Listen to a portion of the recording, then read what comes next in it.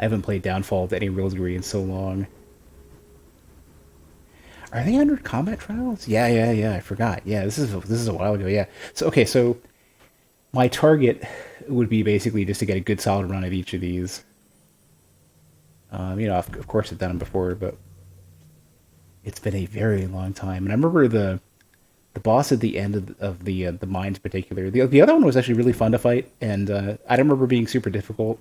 Temples was kind of hit or miss. The mines dude was just a big giant brute, and very easy to just sort of like just get stupid and get beat up.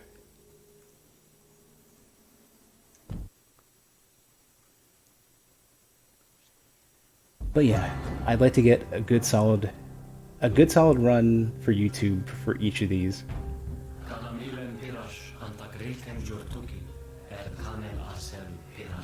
Hey, Brad.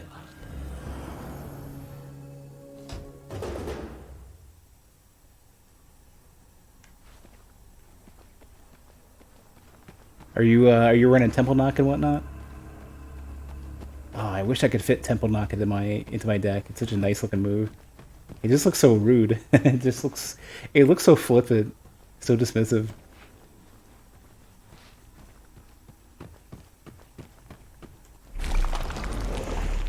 You know, while I'm thinking about it, if I ever do get Absolver to be a big thing for the channel again,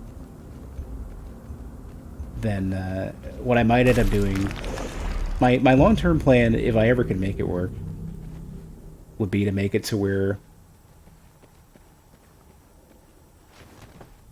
where's the I guess not every room had a little bell to ring, right? Oh, there they are. Okay.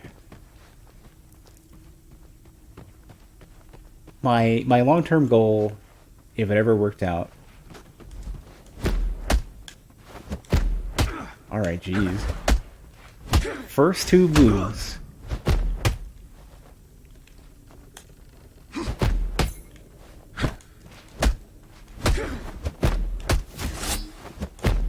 Wow, why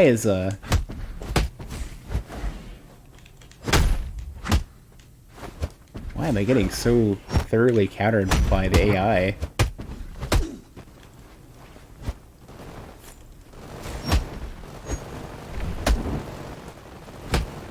Trying to just, there we go. So I wrote a tool. I wrote a tool a while back, and I guess it must have been. I guess it was just 2020. It wasn't that far back. This feels that far back. 2020 felt like 10 years. I'm trying to look to see if they're like I tend to not want to jump down unless I can get.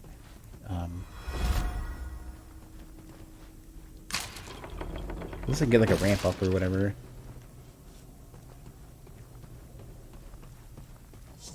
Oh well.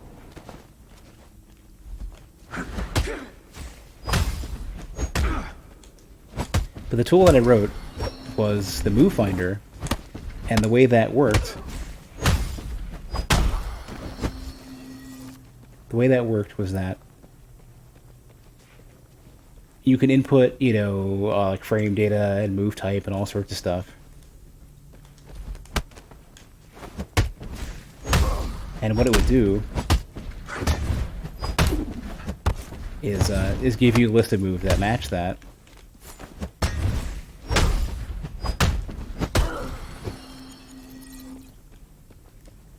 And that was how I built this deck.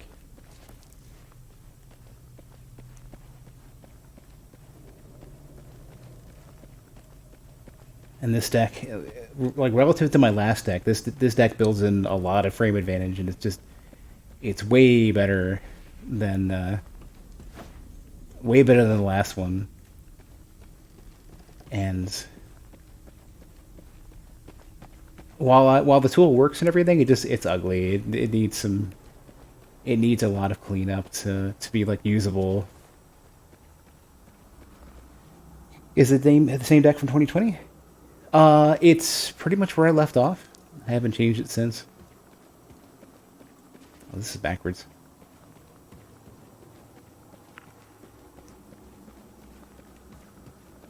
Yeah, but this is the result of spending a bunch of time with the move finder to figure out what, like, what are really good choices for the deck. And I kind of really want to figure out a good way to find the energy to put to make that look better, to make it more usable. I went and grabbed. I'm pretty sure I grabbed all the move icons that Mork had put together. Obviously, the data I'm using for the move finder is it's Mork's data with a bunch of stuff filled in and a couple things fixed. Well, more than a couple things. Probably there's probably at least 15 to 20 fixes in that. Like move range wasn't filled in at all. Some like left and right properties weren't correct. But it was a good what Mork could put together is a good foundation. It just when you build a tool that is looking for moves that where your requirements for those moves are very precise, the data has to be perfect. So spent the time to round it out, and if people want to grab it, it's on GitHub, so it's not like they can't get it back. Oh man, my sense of direction is horrendous. Like, this is going to be one of the big things for me. Like, at least you don't take damage, or you don't do any extra fights by taking a while to get back. One of the things that I did when parsing Mork's data, well, two things. I wrote a parser tool, and that's on GitHub. But the other thing was that the format that I converted it to. Where is it? Well, the frame data I didn't actually fill in. That was already mostly there. Like some of the super egregious stuff that was like way off, yeah. Or stuff that was clearly copy pasted. Most of the stuff's been left alone, frame data wise. Most of it was like left and right properties, which are extremely easy to confirm that they're wrong. Man, why is the direction so bad? So yeah, most of what I fixed was like a move was listed as like vertical and wasn't, or whatever. It was horizontal, or a move was high or low. Like lots of bad copy paste stuff. That just it's when you're in a hurry to put something together, or you don't have a lot of time, mistakes get made. So I did my part and filled in the remainder. Plus, like, range data wasn't filled in at all. It's over there. Yeah, here we go. Yeah, that's why I keep missing it. I keep going to, yeah, they're right next to each other.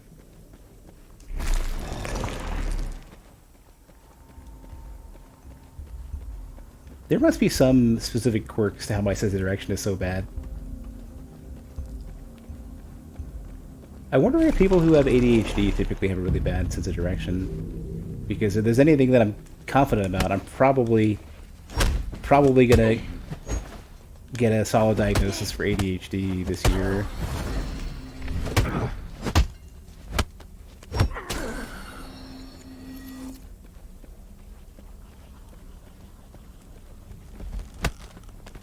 I never get the gold link for that. Like, not that I'm warmed up at all. I really need to de-rust.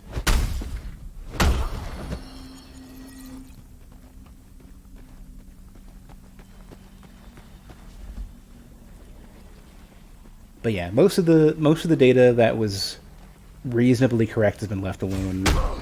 So it wasn't like I went and changed things to unfix data that was displayed incorrectly. That Bork had hands entered correctly. But there were some moves, like for example, like some sword moves that were like very clearly, oh, these are both the same data. Stuff like that. Like same data 3 times over with just different names.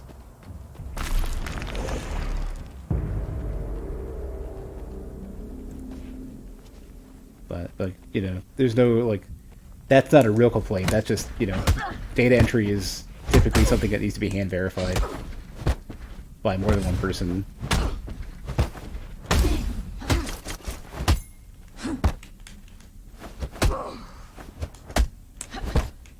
There we go. Jeez. For whatever reason, it was not switching over to the other dude.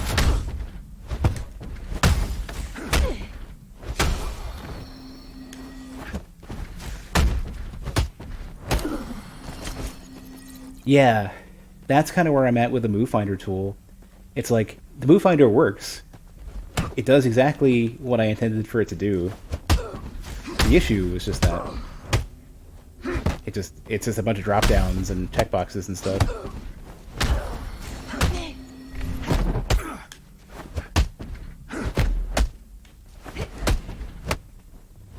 And every single time.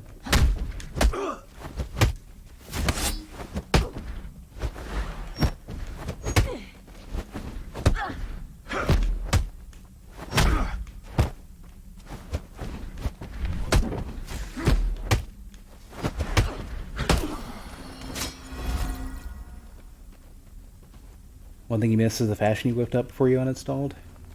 It's probably me. It's almost certainly still there. I would think.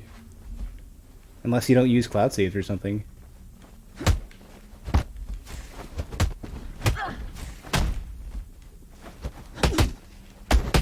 Alright, switching targets is a bad idea. Ooh, okay. Alright. No, the bot won't. I only just set it to...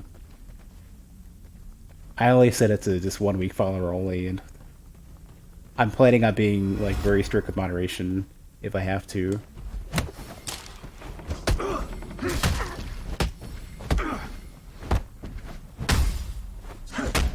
But no, Isatsu, what ended up happening was that I posted that one video, that old video with the old deck, onto YouTube. And it got a surprising amount of views. Apparently, people are like hardcore searching for Absolver content, and so it kind of shows there's an audience there. And if I can make it work for me, then I'm going to. And part of that, I think, the safest thing I can do right now, in terms of just like having a nice, comfortable experience, is to get some downfall stuff done.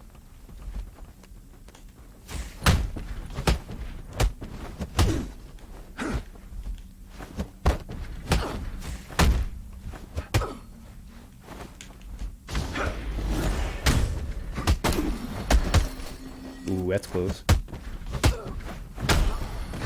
Yeah, like my ideal would basically be like, if I can, with any luck, if I can confirm there's a significant audience on YouTube for Absolver stuff, then what I might look into doing then is seeing like, all right, well, like what amount of community can I form? Like, how many of my viewers are interested in playing and whatnot? I mean, this is such a far-fetched thing. First thing first is just to at least confirm, like, if I put anything downfall onto YouTube, then what do people think? And do they just want to see combat trials? Do they want to see any Absolver? Like, if I were to start a new character and go through the entirety of the single player, are people looking into it because of Sifu? Which doesn't seem to be the case.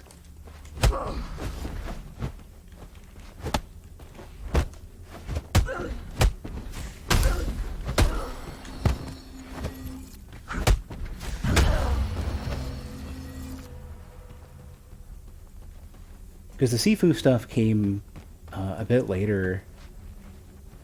Pretty sure. I'll have to double check the publish date. Maybe I'm wrong.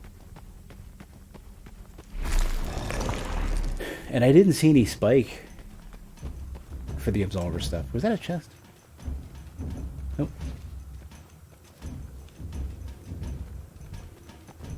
But no, I think the only way that I could probably do Absolver and do like combat trials or whatever is going to have to be if I organize community events and just keep it like invite only, that sort of thing. Basically build a community anew, and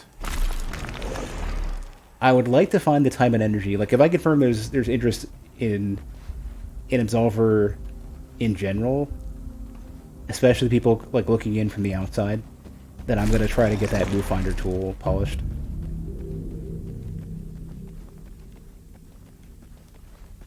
maybe make some like basic theory crafting type videos that say like here's kind of the sort of stuff that here's how you not necessarily what the best moves are, but here's the thought processes that like sort of give like a primer to how like how you would go into any fighting game and say, all right, well,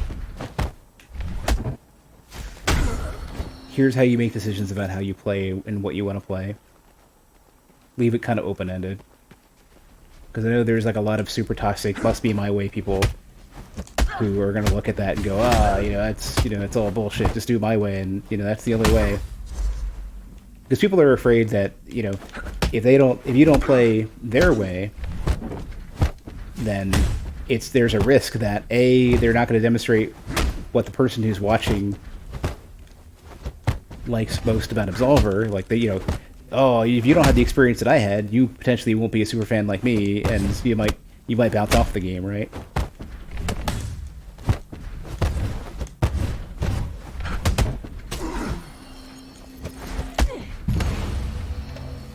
But the other thing, I gotta stay away from these things. Hey, Mala. So it's basically twofold. People are afraid that the game is not going to look as cool in the hands of somebody who doesn't play exactly how they feel the game should be played. But also, they're afraid that if a person coming into the game doesn't have an experience identical to what made that person a super fan,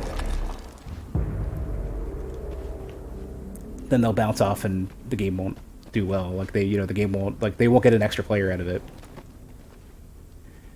You wouldn't mind dipping back in if I want to do these invite only? Yeah, that's kind of what I'm looking at. Like, it's gonna have to be people I know from my community,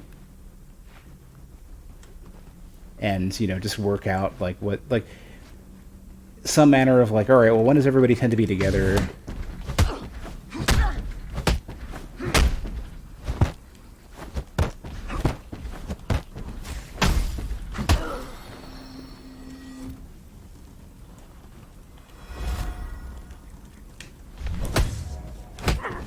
For that. Gotta get those heals together.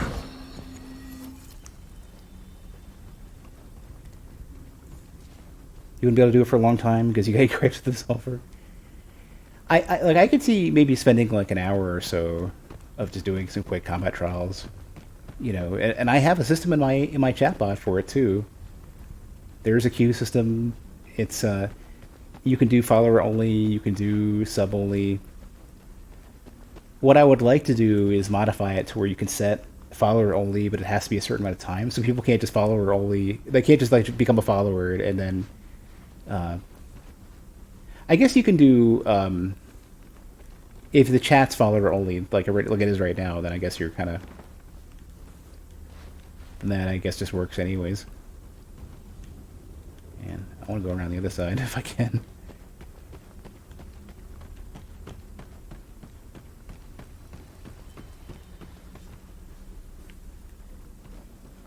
Well, no, I don't...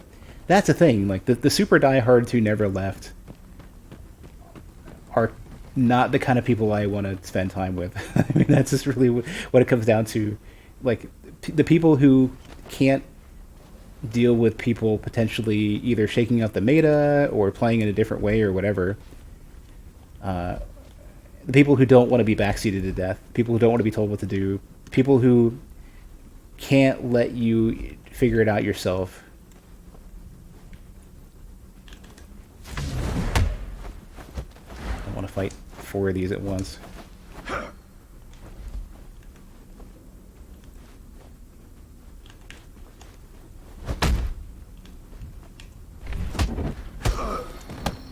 Yeah, I would rather have something that I'm comfortable with, even if it's not optimal.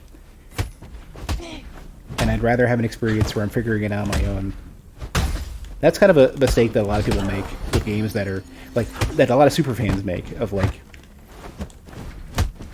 there's a difficulty for them to kind of let go and let people have their own experience. And if I don't have the experience, that good or bad, successful or not, the experience isn't my experience. And if I have to, so if I'm being forced to have somebody else's experience, then it's I'm not gonna. That's gonna make me more likely to bounce off.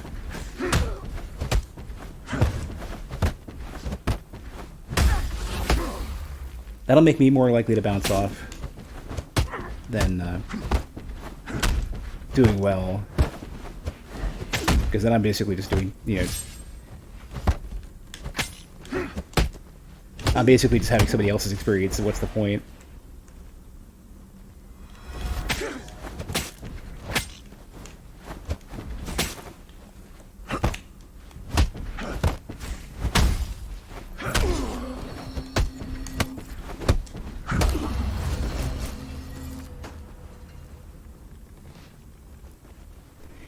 Never really got that bad of an impression. Were you not streaming it, though? Because that's probably the biggest thing. And that's kind of where you get the super fans who are, upset that you're not playing it their way. Because I think there's a lot of fear from a lot of people who are, the big diehard, never left the game players who go, oh, you're not playing the way I like and the way I think it should be played, and thus you're just playing a lesser game to people who might be interested in playing it. Nah, you stop to. I'm never going to play against you ever. I'm just going to be blunt with that. I'm going to be upfront.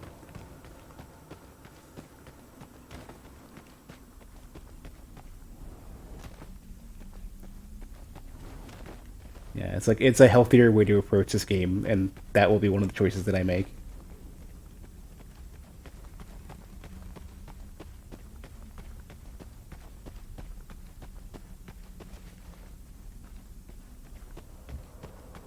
Hey, Mo.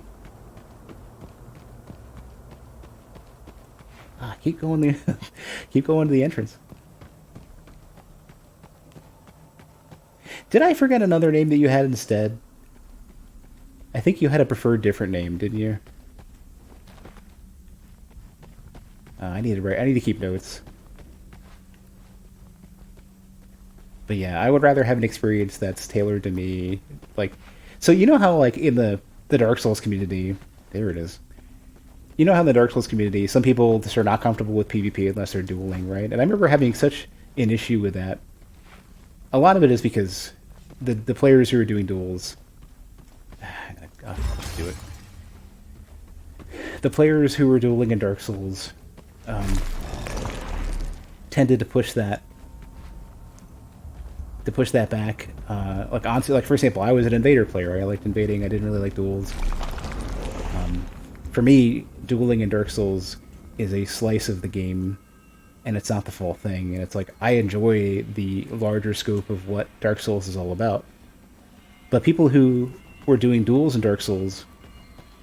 Oh, is this it? Yeah. Okay. Probably not gonna win this one, but okay.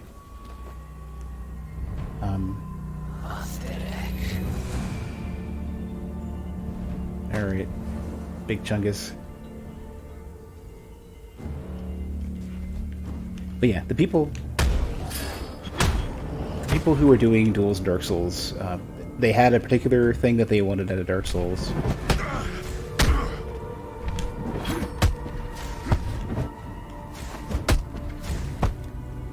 And if they didn't get their thing,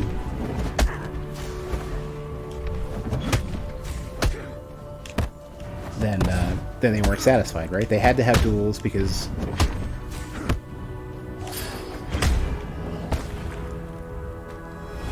that was what they were comfortable with, right?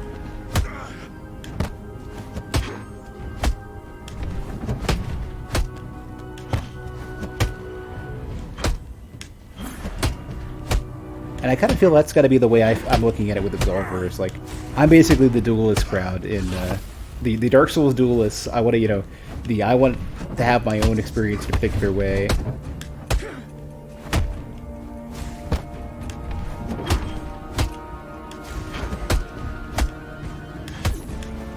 So, all right. Or I think curating my experience with Absolver is probably the only way I'm going to enjoy it.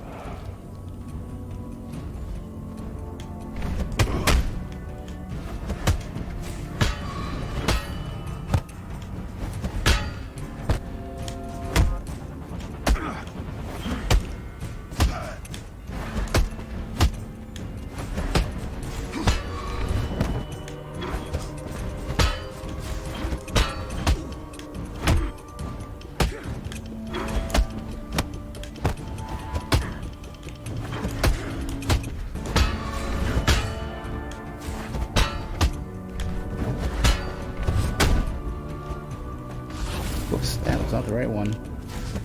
I guess I must have kept, like, when I was using heal before, I guess I had always kept it on the other side.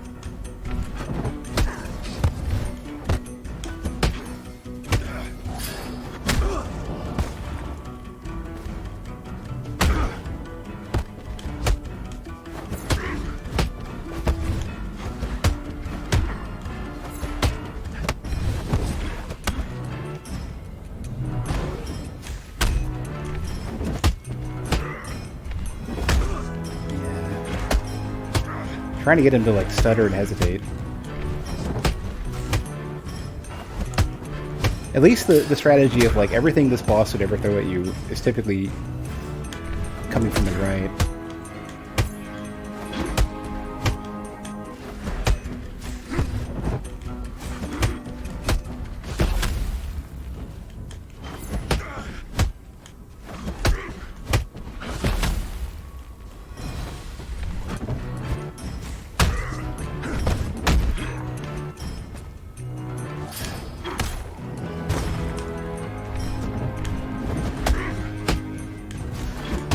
There we go.